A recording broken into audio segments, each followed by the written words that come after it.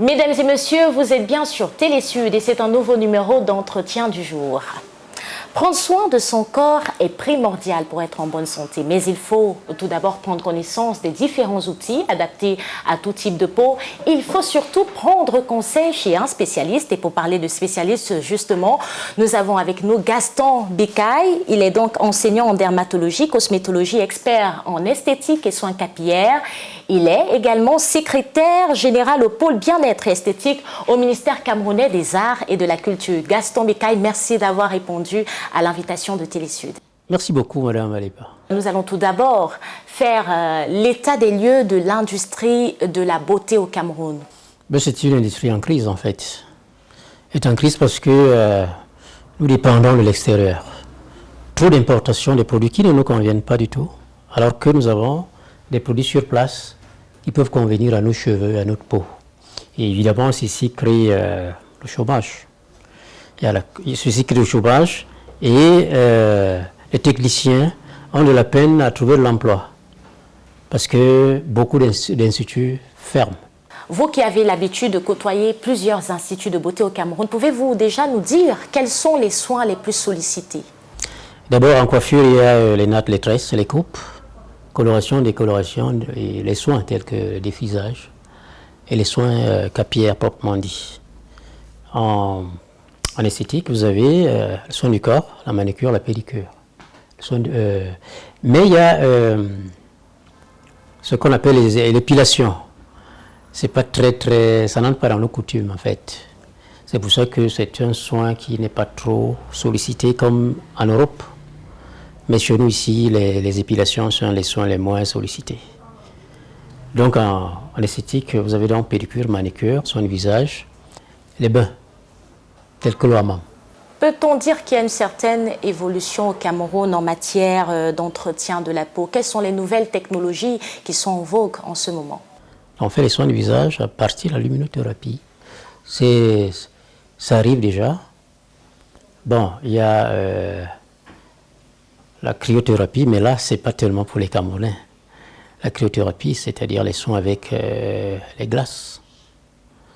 C'est beaucoup plus les étrangers qui sollicitent ce type de soins. Donc ça, c'est dans le cadre des innovations. Mais en général, il n'y a pas trop d'innovations comme en Europe. Parce que les Camerounais ne sont pas très accros à tout ce qui est nouveau. D'abord, ils ont peur des coûts. Ensuite, ils ont peur de la technique qui va être faite sur eux. Les Camerounaises qui sont accros au hammam, il faut le dire, hammam et gommage. Mais vous qui êtes spécialiste, pouvez-vous nous dire quels sont les bienfaits, mais surtout les inconvénients? En fait, d'abord, le hammam, c'est quoi? C'est un bain de vapeur. Chez les Africains, ils les utilisent pour faire des soins. Quand quelqu'un est malade, on chauffe de l'eau, on le recouvre pour soigner une pathologie quelconque, telle que le palu et autres. Mais l'une des conséquences, c'est que la peau se purifie. C'est ce qui est récupéré en institut. C'est pour ça qu'il y a des bains de vapeur en institut. Mais le hammam, c'est un soin de santé. Pourquoi? Parce qu'il y a la sudation. C'est là où tout se joue en fait. À partir de la sueur, la maladie sort. C'est pour ça qu'on se sent mieux lorsqu'on a fait une extrême sudation. Vous allez remarquer que les sportifs de haut niveau ont toujours une très belle peau. Parce qu'ils suent en permanence.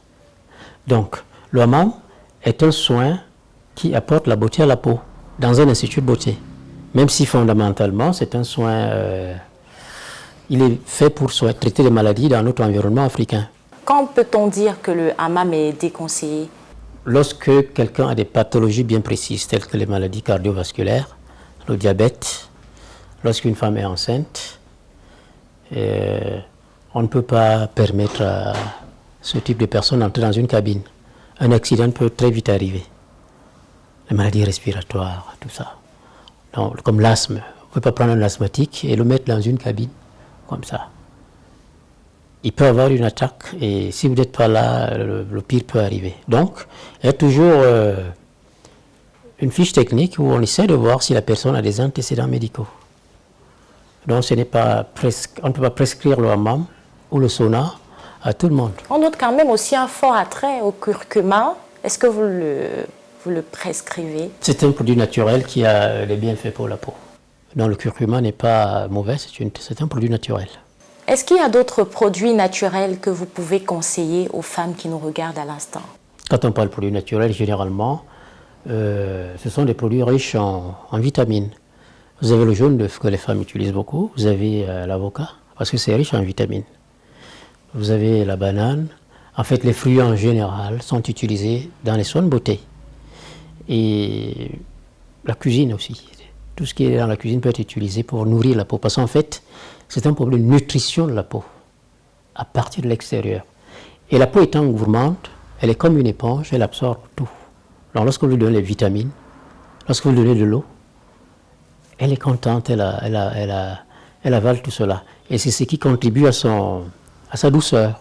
Parlons à présent des soins capillaires. Il y a un constat qui est fait et qui est unanime, c'est que les femmes camerounaises sont de plus en plus intéressées par les perruques. Mais est-ce que le port de la perruque est sans conséquence? Et la conséquence directe, c'est simplement que le cuir chevelu a besoin de respirer. Alors, si vous mettez la perruque en permanence, vous ne permettez pas au cuir chevelu de respirer. Il a besoin d'air, comme vous. Effectivement. Donc, il a besoin de soins. C'est-à-dire, il faut faire un shampoing. Même une fois par semaine, vous faites un shampoing.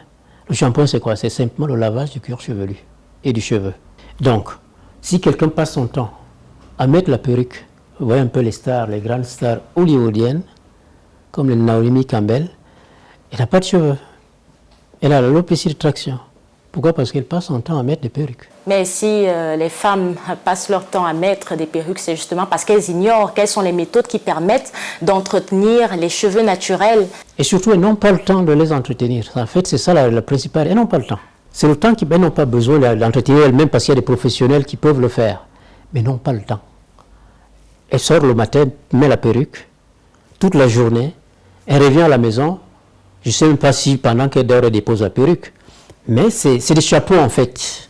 Mais pouvez-vous cependant nous citer quelques astuces pour mieux entretenir son cuir chevelu, même étant à domicile? Au-delà des astuces, il y a la technique, la procédure. C'est-à-dire il faut nettoyer en permanence son cuir chevelu. C'est-à-dire, vous devez faire les shampoings. Ça, c'est le soin de base du cuir chevelu. Ensuite, vous devez le nourrir.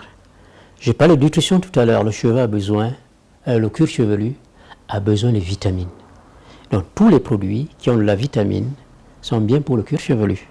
Ça permet d'entretenir, c'est comme un champ, une terre. Vous voulez avoir de belles fleurs, mais il faut nourrir la terre en mettant les engrais, etc. Donc le cuir chevelu a besoin de beaucoup de vitamines. Il a besoin d'hydratation. Et il a besoin de massage pour que la circulation sanguine soit normale. À partir de ce moment-là, vous avez la chance d'avoir un très beau cheveu. Mais surtout, il y a également un lien avec l'alimentation. Il faut bien manger. Mais il faut surtout dire que certains ont osé garder les cheveux naturels et ont plutôt opté pour les rastas, mais ils ne savent pas très bien les entretenir. Est-ce que vous pouvez leur livrer quelques secrets? En fait, le bon rasta, on parle plutôt de dreadlocks. Parce que rasta vient de Rastafari, qui est une religion, où les membres utilisaient à arborer des dreadlocks, c'est-à-dire des cheveux un peu négligés, mais longs. Mais ces cheveux, il fallait savoir les entretenir aussi. C'est-à-dire les nettoyer. Nettoyer le cheveu, c'est quoi? C'est pas seulement le cheveu, c'est le cuir chevelu. Ensuite, le nourrir et l'hydrater.